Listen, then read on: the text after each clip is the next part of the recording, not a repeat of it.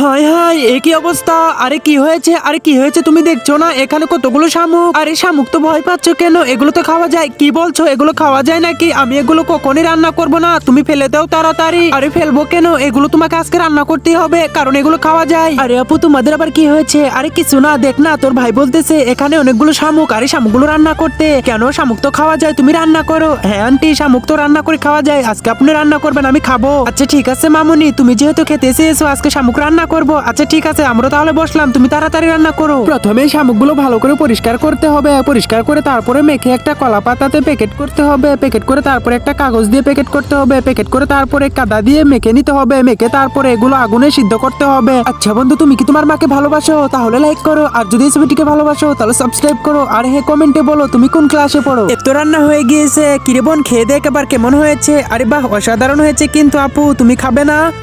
আরে না, সে খাবে না, সে রাগ করেছে, সেগুলো খায় না। আরে কি বলছে খাবে না কেন? এই নো খেয়ে দেখো কেমন হয়েছে। আরে না আমি খাবো না, আরে খেয়ে তো দেখো। আরে খাবারটা তো অনেক স্বাদ হয়েছে, আমি সবগুলোই খেয়ে ফেলবো এখন।